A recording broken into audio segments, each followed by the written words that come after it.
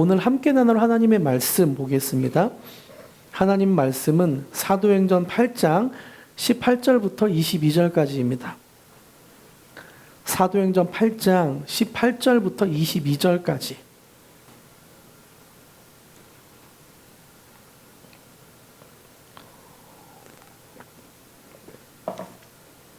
교독하시고 마지막 22절은 함께 읽겠습니다. 제가 먼저 읽습니다. 시몬이 사도들의 안수로 성령 받는 것을 보고 돈을 들여 이르되 이 권능을 내게도 주어 누구든지 내가 안수하는 사람은 성령을 받게 하여 주소서 하니 베드로가 이르되 내가 하나님의 선물을 돈 주고 살 줄로 생각하였으니 내 은과 내가 함께 망할지어다.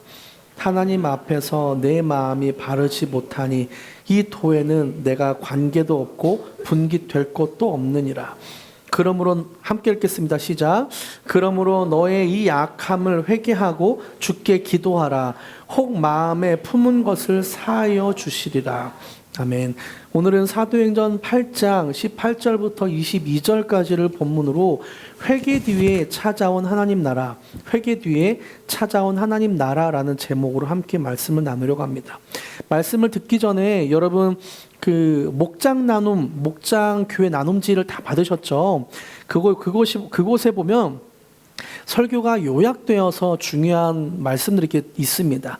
그것을 설교 전에 한번 쭉 읽어봐 주시면 아마 오늘 설교가 어떤 내용인지 흐름을 알게 될 것이고, 그리고 설교를 들으면서 그곳에다가 메모를 하면 아마 일주일을 살아가는 동안 말씀이 우리의 삶에 힘이 되고 계속 기억나면서 능력이 될 줄 저는 믿고 있습니다. 그리고 이따가도 우리가 목장 나눔을 함께 할 텐데요. 적은 것들을 가지고 함께 나누면서 더 은혜가 배가 되는 그런 시간을 가지려고 합니다. 그래서 그걸 참고해 주시면 감사하겠습니다. 우리는 인생을 살다 보면 크고 작은 어려움을 당하기도 합니다. 고난을 만나면, 어려움을 당하면 반갑거나 고마운 마음이 들지 않죠. 사람이라면 누구나 이런 것들을 피하고 싶어 합니다. 하지만 우리 인생의 어려움이나 고난을 피할 수는 없습니다. 누구에게나 다가옵니다.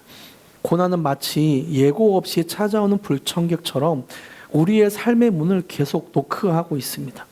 그래서 고난은 언제나 힘겹고 고통스럽게 다가오죠.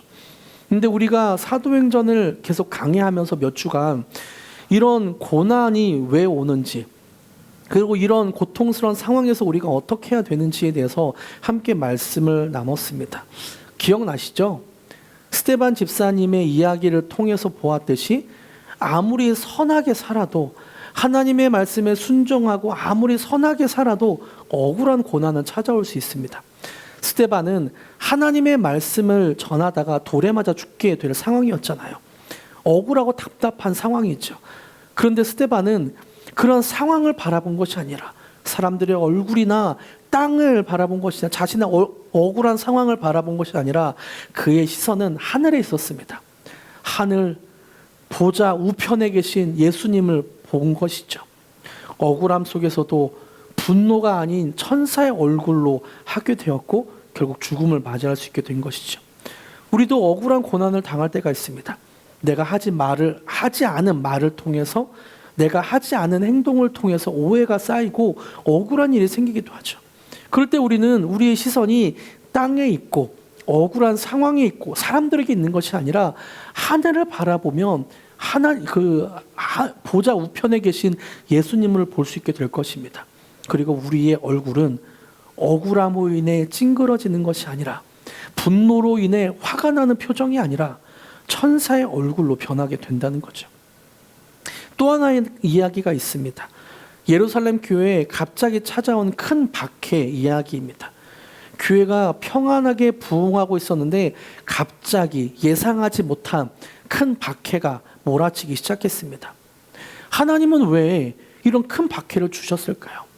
하나님은 분명 부흥이 계속 유지되게 하실 수도 있고, 또 이 부흥을 통해서 예루살렘 교회에 많은 일을 할 수 있을 텐데 왜 큰 박해를 주셨을까요? 그 이유는 큰 박해를 통해 교회가 흩어지게 해야만 했기 때문이죠. 이 흩어짐이란 단어가 디아스페이로라는 단어죠. 마치 농부가 씨를 흩뿌리듯 흩뿌리는 그 단어, 두루두루 뿌리는 단어. 하나님은 예루살렘 교회에 큰 박해를 주셔서 그들이 온 유대와 자기가 가기 싫었던 사마리아 땅까지 흩뿌려지게 되었습니다. 그곳에서 복음을 전하게 되었죠. 그래서 우리에게는 큰 박해다, 우리에게는 고난이다 라고 말할 수 있는 것이 다른 사람에게는 큰 기쁨이 될 수도 있고, 왜 사마리아 성에 큰 기쁨이 됐다고 8절에 말하고 있잖아요. 큰 기쁨이 될 수도 있고, 또 하나님 나라가 확장되는 통로가 될 수도 있습니다. 우리는 예상하지 못한 억울한 그런 고난이 있을 수 있지만 그 일을 통하여서 하나님은 복음이 흩뿌려지게 하신 것이죠. 그런데요, 우리가 겪는 고난이 다 이런 경우만 있는 것 같진 않아요. 때로는 억울한 고난이 아니라 분명히 내 잘못, 내 욕심 때문에 겪는 고난도 있습니다.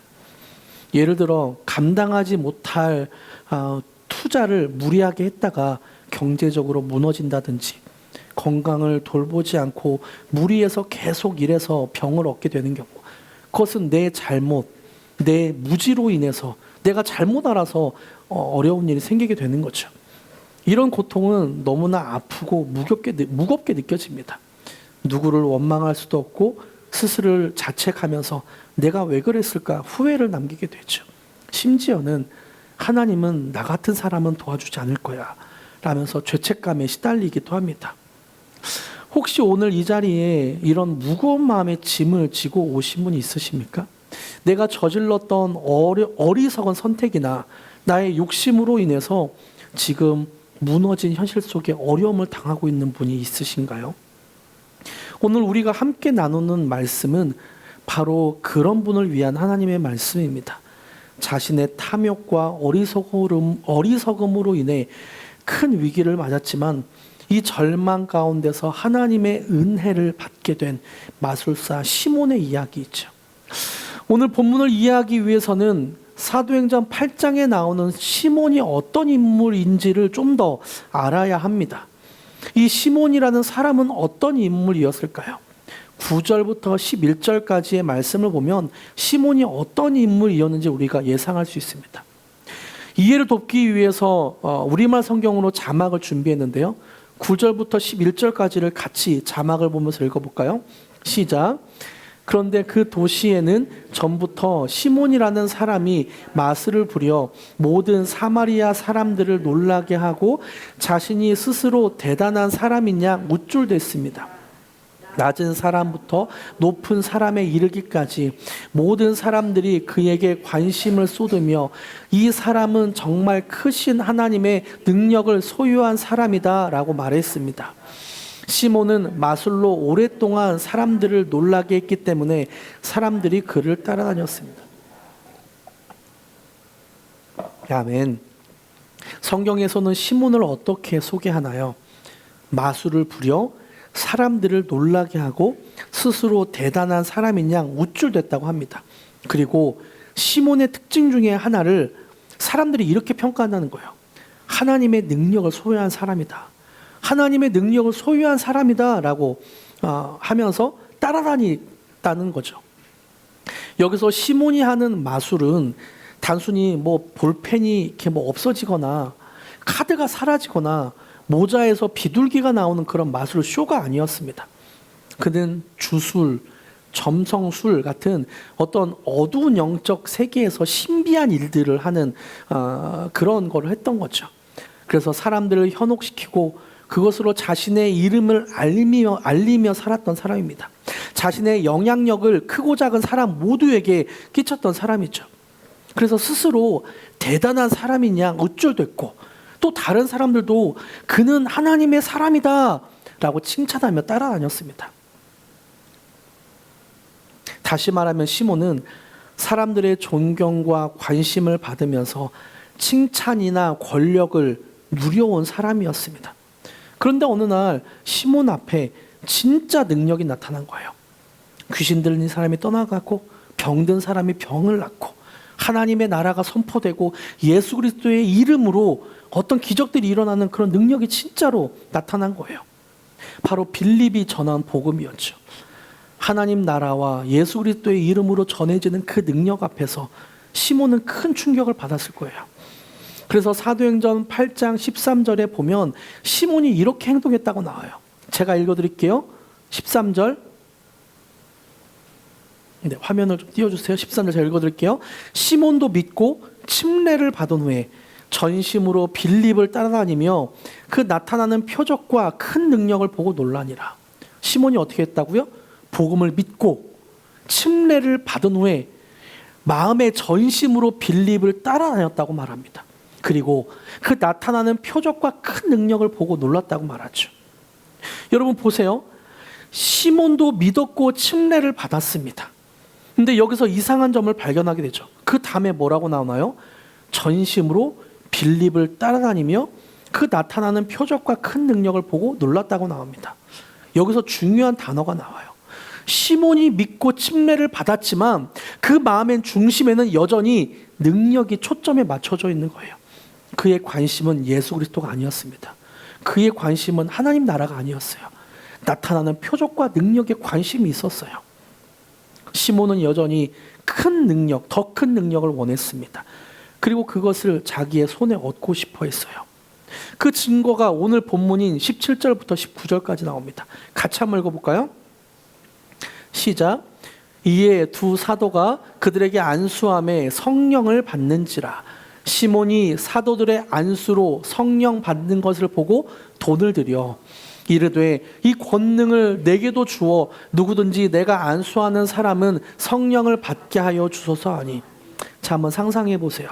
지금 베드로와 요한이 사마리아 성도에게 안수 기도를 하면서 그 안수를 받은 사람들이 성령이 임했습니다.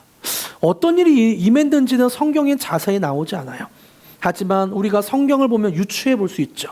사람들이 방언을 말하고 또 너무나 기뻐하면서 얼굴이 환해지면서 하나님의 은혜와 예수 그리스도의 그 십자가 은혜, 그 사랑을 많이 느끼게 된 거예요. 그 모습을 본 시몬은 놀랐습니다. 아니, 사람이 손을 얹자, 안수하자, 그 사람들이 방언을 말하고 하나님을 만나고 예수 그리스도를 더 믿게 되는구나.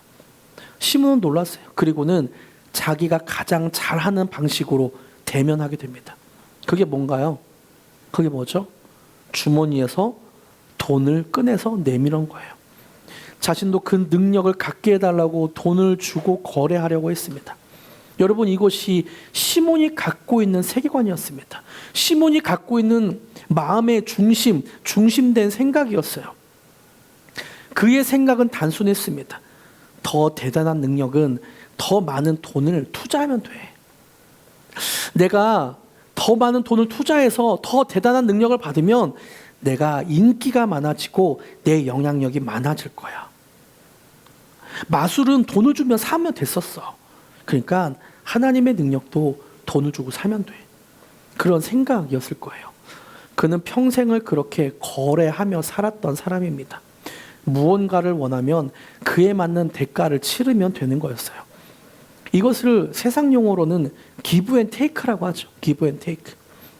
이 기브 앤 테이크가 시몬이 살아가는 세상 인생 방식이었습니다.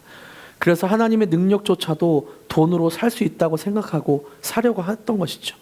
그 순간 시몬 안에 숨어있던 마술사 시몬의 모습이 다시 고개를 들었고 그는 자신의 돈 주머니에서 돈을 꺼내 들고 베드로에게 다가갔습니다. 여러분 한번 상상해 보세요. 성령이 임해서 사람들은 방언을 말하고 있고 얼굴에는 기쁨과 하나님이 주시는 평안으로 가득한 그런 교회 안에서 갑자기 시몬이 짤그락거리는 돈 주머니를 갖고 와서 그때는 뭐 은화나 금화였잖아요. 그 짤그락거리는 그 돈을 내밀면서 말하는 거예요. 나 얼마면 됩니까? 이 능력을 살라고 하면 얼마면 됩니까? 이만큼이면 됩니까? 이만큼 돈을 주면 나에게도 이런 능력이 생길까요? 얼마나 무서운 일입니까? 하나님의 능력 앞에 돈으로 거래하려고 하는 그 모습. 시몬은 지금 하나님의 능력을, 하나님의 은혜를 자기 사업 아이템처럼 여기고 있습니다. 이게 얼마나 무서운 죄인지 그는 깨닫지 못하고 있어요. 그는 지금 하나님을 자기 마음대로 컨트롤할 수 있다 갖고 생각을 하고 있고, 자기가 이렇게 하면 이렇게 할 거다라는 어떤 에너지쯤으로 여기고 있습니다. 이런 행동들은 거룩하신 하나님의 얼굴에 돈을 던져버리는 행동과 같아요. 하나님이 주시는 기쁨과 감격은 멈추고 그 자리에서 싸늘하고 무거운 정적이 흘렀습니다. 근데 이것이 시몬만의 이야기인가요? 시몬만 이런 생각을 하고 시몬만 이런 행동을 하나요? 그렇진 않은 것 같아요. 우리 중에도 세상의 방법인 기브 앤 테이크가 마음 중심부에 깊숙하게 있고, 그것이 세상을 살아가는 방법일 뿐만 아니라 교회 안에서도 하나님 앞에서도 기브 앤 테이크를 할 때가 너무나 많이 있는 것 같아요. 하나님, 제가 이 정도 기도했으니까, 이 정도 봉사했으니까, 내가 이 정도 헌금했으니까 하나님, 이 기도 제목은 이루어져야 되는 거 아니에요? 내가 원하는 이 정도는 해주셔야 되는 거 아니에요? 이런 생각이 우리 안에도 깊이 스며들어 있죠. 이것이 바로 시몬의 마음이고 기브 앤 테이크식의 교회 생활입니다. 신앙 생활이에요. 이때 베드로가 나서요, 이 거래의 세계를 박살내는 아주 강력한 선언을 합니다. 시몬이 돈을 꺼내 들고 저도 안수하면 이런 성령의 능력이 나타날 수 있게 해주세요 라고 말했을 때, 베드로가 그 정적을 깨고 아주 단호하게 말합니다. 20절 어떤 말을 하는지 함께 읽어볼까요? 시작. 베드로가 이르되 내가 하나님의 선물을 돈 주고 살 줄로 생각하였으니 내 은과 내가 함께 망할지어다. 내 은과 내가 함께 망할지어다. 엄청난 선언이죠. 망한다니요. 단순히 그냥 하나님의 어떤 능력을 사모해서 내가 어떻게 하면 그 능력을 살 수 있을까, 그래서 한 건데 베드로는 말하고 있어요. 내 은과 함께 내가 망할지어다. 이것은 단순한 분노가 아니라 하나님을 거래 대상으로 삼으려는 인간의 죄에 대한 경고였어요. 그 마음에 있는 흉악한 죄에 대한 경고였어요. 단순하게 은사를 사모해서 은사를 갈망해서 하고 있는 행동이 아니라 그 마음 안에는 하나님을 돈으로 사겠다는 그 죄의 마음을 베드로는 경고하고 있는 거죠. 베드로는 분명하게 말합니다. 너는 하나님의 선물을 돈 주고 살 수 있다고 생각했다. 하지만 그것은 죄다. 그 마음은 악한 마음이다. 지적하고 있는 거예요. 시몬은 하나님의 임재, 곧 하나님의 선물을 돈을 주고 사려고 했습니다. 베드로는 성령님을 분명하게 말하고 있어요. 무엇이라고 말하고 있나요? 하나님의 선물이라고 했죠. 하나님의 선물. 여기서 말하는 선물이란 헬라어로 도레아입니다. 도레아. 이것은 의미는 어떤 자격이 없고 대가도 없이 거저 주어지는 은혜의 선물을 도레아로 쓰고 있어요. 그러니까 시몬은 하나님이 주시는 거저 주시고 어떤 자격이나 대가를 바라지 않고 주시는 그 은혜의 선물을 내가 대가를 주고 사겠다고 하고 있는 거예요. 그것이 죄라는 거죠. 은혜는 하나님이 일방적으로 주시는 것이고 거래는 내가 값을 치르고 얻는 것입니다. 시몬은 지금 하나님의 세계 안으로 들어온 것이 아니라, 회개한 것이 아니라 여전히 큰 능력을 바라보며 마음의 중심으로 자기가 중요하게 생각한 그냥 그렇게 바라보면서 빌립을 따라다니고 있던 거예요. 그 능력을 사모하면서 그냥 교회에 들어왔을 뿐이에요. 회개한 것이 없고 회심한 것이 없고 그저 빌립을 따라다녔을 뿐입니다. 그 마음엔 여전히 세상의 원리가 있었고 세상의 논리가 있었고 여전히 자신의 마음에는 큰 능력을 사모하는 그 중심이 있었지만 그냥 교회를 다녔던 것일 뿐이에요. 여러분, 혹시나 우리도 입으로는 은혜를 말하면서 또 몸은 교회에 와 있으면서 세상이 말하는 삶의 중심대로, 세상이 표현하는 그런 삶의 중심대로 살아가고 있다면 우리는 잘못하고 있는 것입니다. 우리의 마음의 중심이 잘못되어 있는 거죠. 입술로는 하나님의 은혜를 말하면서 삶에서는 끊임없이 하나님과 거래를 하고 있다면 여전히 우리의 마음은 죄악된 상태인 것입니다. 하나님, 제가 이번 한 주간 새벽 기도에 빠지지 않았으니까 제 사업의 어려운 부분을 해결해 주세요. 하나님, 제가 11조와 감사헌금을 드렸으니까 우리 자녀의 대학 입시는 책임져 주셔야 공평한 것입니다. 제가 교회에서 이렇게 꾸준히 일을 마다 않고 봉사했는데 저 사람보다는 내가 더 축복을 받아야 되죠. 이런 마음이 우리의 마음에 여전히 있다면 그것은 시몬과 똑같은 죄를 짓고 있는 것입니다. 하나님을 사랑과 감사의 대상이 아니라 나의 소원을 들어주는 어떤 자판기처럼 여기고 있는 거죠. 나의 공로와 노력을 가지고 하나님의 은혜를 사려는 불신앙의 죄를 짓고 있는 것입니다. 그 마음 자체가 이미 불신앙이에요. 그 마음 자체가 이미 죄를 짓고 있는 거예요. 그래서 베드로는 시몬에게 정확한 진단과 처방을 합니다. 21절에 그 처방이 무엇인가요? 같이 읽어볼까요? 21절 시작. 하나님 앞에서 내 마음에 바르지 못하니 이 도에는 내가 관계도 없고 분깃될 것도 없느니라. 이 말을 뒤집어 말하면 무엇인가요? 하나님 앞에 내 마음이 바르게 해라, 회개해라 라고 말하는 거죠. 22절에서도 분명히 말하고 있어요. 22절 함께 읽겠습니다. 시작. 그러므로 너의 이 악함을 회개하고 주께 기도하라. 혹 마음에 품은 것을 사하여 주심이라. 너의 악함, 이 악함이 무엇인가요? 마음에 큰 능력을 더 사모하고 있는 것, 세상 중심으로 살아가고 있는 것, 세상의 원리대로 살아가고 있는 것, 그것이 악함이라고 베드로는 말하고 있습니다. 여기서 회개라는 말을 좀 더 살펴보고 싶은데요. 회개는 헬라어로 메타노에오입니다. 메타노에오. 뜻은 마음을 바꾸다, 회개하다, 회심하다예요. 그러니까 회개는 단순히 하나님 내가 이것 잘못했습니다, 하나님 내가 이 행동 잘못했습니다 라고 나의 행동을 그냥 고백하는 차원의 문제가 아니에요. 회개는 나의 마음 자체를 바꾸는 것, 이것이 회개라는 거죠. 삶의 시스템 자체를 통째로 바꾸고 생각 자체를 통째로 바꾸는 것. 기브 앤 테이크의 생각이 아니라 그레이스, 은혜의 사고로 180도 내 생각을 바꾸는 것, 이것이 회개라는 거예요. 그래서 C.S. 루이스는 순전한 기독교라는 책에서 회개를 이렇게 표현하고 있어요. 제가 읽어드릴게요. 그렇다면 인간이 빠져있는 공경이란 어떤 것일까요? 죄와 회개에 대해서 말하고 있는 거예요. 스스로 독립적인 위치에 서려고 한 것, 스스로 자신이 인생의 주인인 양 행세하려 한 것입니다. 다시 말하면 타락한 인간은 개선의 필요가 있는 불완전한 피조물이 아니라 손에 든 무기를 내려놓아야 하는 반역자입니다. 무기를 내려놓고 항복하면서 잘못했다고 말하는 것. 그동안 잘못된 길을 걸어왔음을 깨닫고 삶을 처음부터 다시 시작할 준비를 하는 것. 이것이 이 공경에서 빠져나갈 수 있는 유일한 길입니다. 그래서 베드로는 이런 외침을 해야 했어요. 베드로의 외침은 이런 뜻입니다. 시몬, 너 지금 그 돈 주머니, 그 거래 방식, 그 욕망의 체계를 완전히 내려놔. 하나님의 은혜는 그렇게 사는 것이 아니야.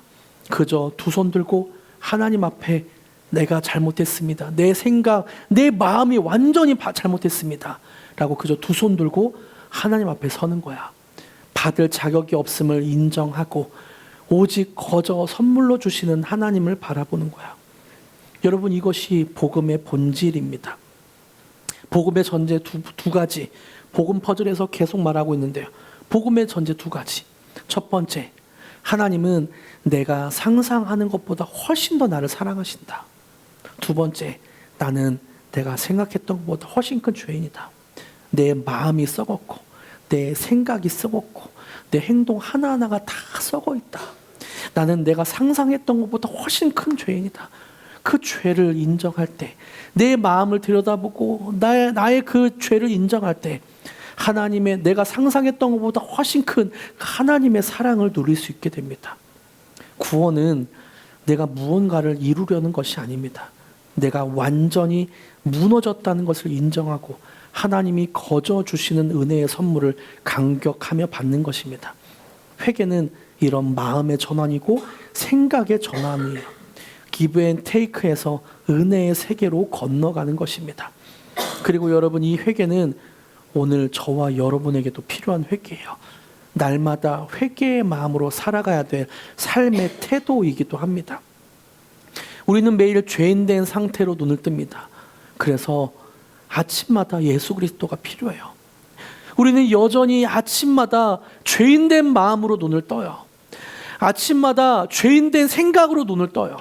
그래서 아침마다 예수 그리스도의 은혜가 필요합니다.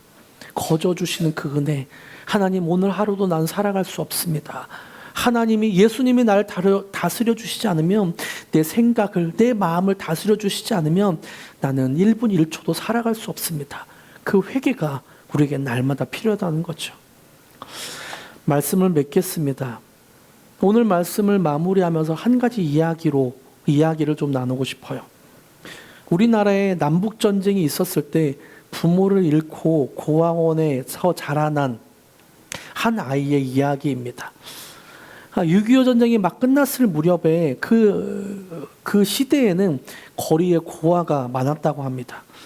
어려운 환경, 전쟁이 끝난 상황에서도 사람들은 그래도 고아들을 한 곳에 모아 하루에 한 끼라도 먹이면서 그들이 살아갈 수 있게 해줬죠.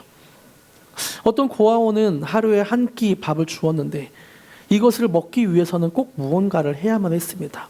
갓난아기를 씻기는 일이든지, 아니면 빨래를 하든지, 청소를 하든지, 유리창을 닦든지, 자기가 고아원에서 할 수 있는 일을 해야만 밥을 주었다고 해요. 자신이 뭔가를 해야만 밥을 얻어먹을 수 있는 그 풍습이 고아원에 있었습니다. 그렇게 고아원에서 몇 년을 생활하던 어느 날, 이 아이가 한 선교사 부부에게 입양되어서 가게 된 거예요. 아이에게는 처음으로 자기 방이 생겼고, 포근한 이불과 깨끗한 옷, 그리고 자신을 사랑하는 부모님이 생기게 되었습니다. 그리고 저녁 시간이 되었어요. 식탁 위에는 아이가 평생 보지 못했던 맛있는 음식이 가득 차려져 있습니다. 근데 아이가 밥을 먹지 않고 가만히 있는 거예요. 손을 모아 안절부절 못하면서 밥을 먹지 않고 가만히 있는 거예요. 그때 아빠가 아이에게 조심스럽게 물어보죠. 왜 그래? 어디 불편하니? 어디 아파? 그때 아이가 작게 말합니다. 저는 오늘 하루 종일 아무 일도 안 했어요. 그래도 먹어도 될까요? 혹시 이 밥 먹고 밤 늦게까지 제가 청소를 해도 될까요? 아이의 말을 들은 아빠는 이 아이를 꼭 안았습니다. 그리고 뭐라고 말할까요? 아빠가, 아이야, 넌 이제 일을 해야만 밥을 먹는 그런 걸 버려도 돼. 너는 그냥 밥을 먹어도 돼. 왜냐하면 넌 내 아들이기 때문이야. 아들이기 때문에 일을 하지 않고 마음껏 음식을 먹어도 돼. 너는 아무것도 하지 않아도 나의 사랑과 선물을 그냥 받으면 돼. 여러분, 이 아이가 바로 우리 모습일 때가 있습니다. 하나님께서 차려주신 밥상, 선물 앞에서 안절부절 못하면서, 하나님 이거 먹어도 돼요? 하나님 이거 해도 돼요? 그러면서 계속 우리 속에서, 내면에서는 세상의 원리가 우리를 그렇게 괴롭히죠. 열심히 해야 살아남는데, 가치 있는 사람이 되려면 무언가를 해야 되는데, 사람들한테 받기 위해서는 내가 무언가 노력해야 돼요. 하나님의 복을 받기 위해서는 내가 무언가 열심히 살아야 돼. 이런 것들이 자꾸 우리를 괴롭히죠. 우리는 이런 기브 앤 테이크의 논리에 익숙해져 있게 됩니다. 하지만 하나님은 오늘도 우리에게 말씀하셔요. 아이야, 너는 내가 입양한 아이란다. 일하지 않아도 돼. 그냥 먹으면 돼. 너를 사랑한다. 내가 너에게 선물을 주는 이유는 너가 착해서가 아니라, 너가 어떤 걸 잘해서가 아니라 너는 내 자녀이기 때문이다. 하나님은 그렇게 말씀하십니다. 여러분, 이게 하나님의 나라입니다. 이것이 하나님이 우리를 대하시는 방법이에요. 이것이 은혜의 세계입니다. 그래서 우리는 회개를, 하나님의 사랑을 받기 위해서, 하나님 나 이거 잘못했어요, 사랑해 주세요. 하나님께 어떤 구원을 받기 위해서, 하나님 나 이거 잘못했어요, 구원해 주세요. 이게 회개가 아니라 이미 구원받은 그 상태에서 나의 마음에 잘못된 것들을, 악함을 주님 앞에 내려놓는 것, 그것이 회개인 거죠. 하나님이 주시는 용서의 선물, 구원의 선물, 성령의 선물을 여러분 마음껏 누리시길 축복합니다. 할렐루야. 오늘도 또는 일주일을 살아가는 동안 세상의 원리가 세상의 논리가 우리 안에 계속 작용하고 있다면 그것이 아니라 복음의 원리로, 복음의 은혜로 일주일을 살아가는 저와 여러분이 되길 축복합니다. 할렐루야.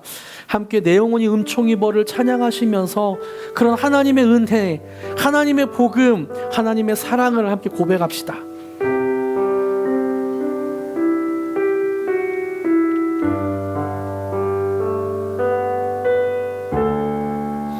내 영혼이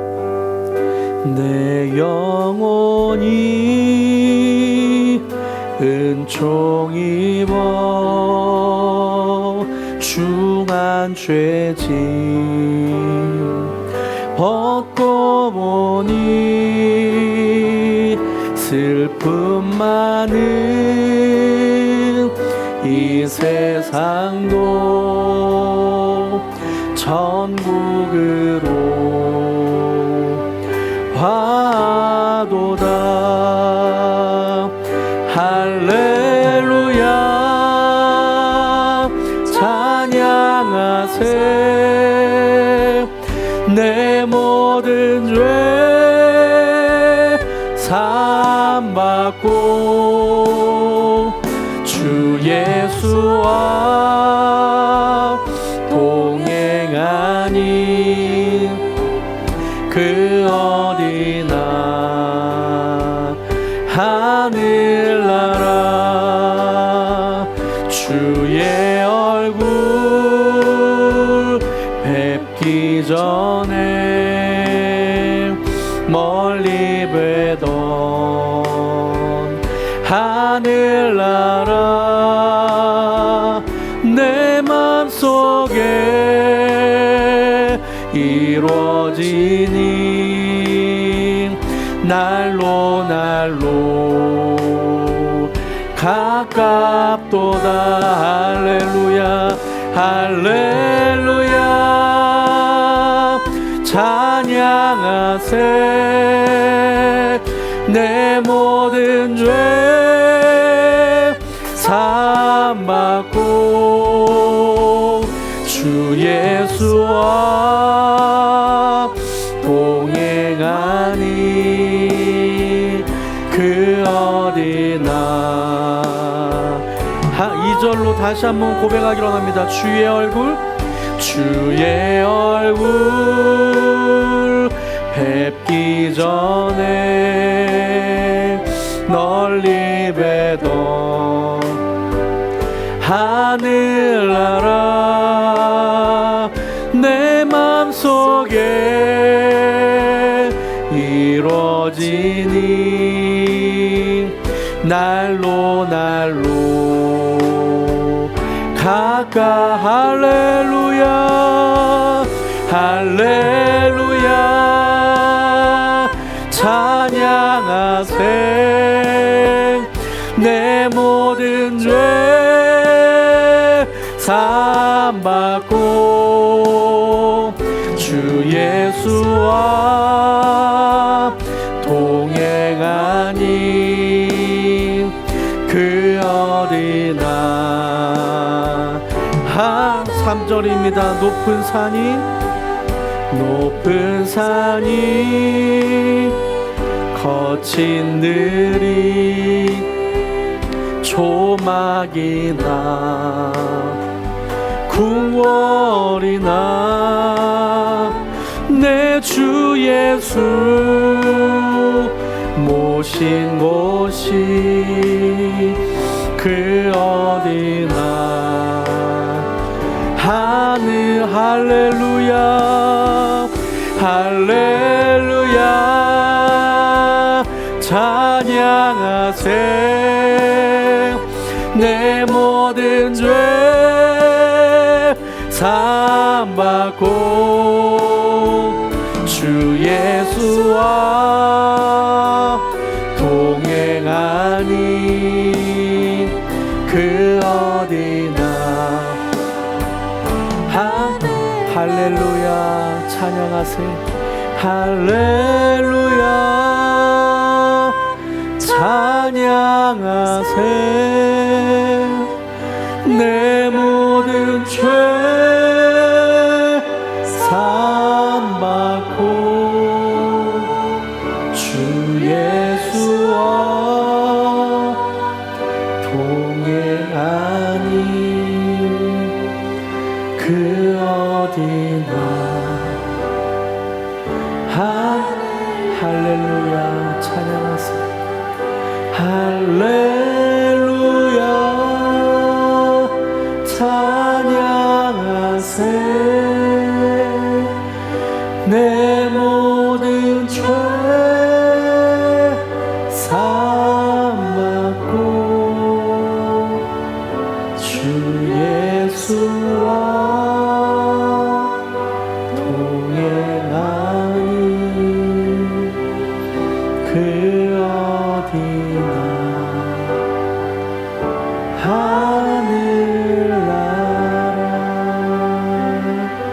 자, 기도하겠습니다. 하나님, 우리가 주님 앞에 고백했습니다. 나의 허물과 나의 죄악, 나의 악함을 주님께 고백했습니다. 이 고백이 이 고백 위에 하나님의 하늘나라가 넘치게 우리에게 부어 주시옵소서. 하나님, 나의 죄는 여전히 세상의 원리대로 살아가고 있고 세상의 소리대로 살아가고 있습니다. 하지만 그 모든 것들을 주님 앞에 회개하며 나아갑니다. 나의 생각을 바꾸고 나의 마음을 바꾸고 내가 중심되게 가지고 있었던 그런 세계관을 바꾸겠습니다. 하나님, 그때 우리를 다스려 주시고 우리 안에 하나님 나라가 일어나게 하여 주시옵소서. 하나님의 다스림을 받으며 그 어디나 하늘나라라고 고백하는 그런 고백이 있게 하여 주시옵소서. 거친 들이, 높은 산이, 거친 들이 우리의 삶에 있다 할지라도 우리의 마음에 하나님이 주는 평안과 은혜로 가득하여서 그 어디나 하늘나라라고 고백하게 하여 주시옵소서. 우리 글로리교회 성도님들 한 분 한 분을 주님께서 축복하여 주시고 일주일을 살아가는 동안 진심으로 마음을 바꾸는 회개, 생각을 바꾸는 회개가 있을 때 주님이 다스려 주시고 그의 삶 가운데 그 어느 곳에서도 맛볼 수 없고 그 어디에서도 경험할 수 없었던 하나님의 평안과 은혜가 충만하게 임하게 되게 하여 주시옵소서. 감사드리며 예수님의 이름으로 기도드립니다. 아멘.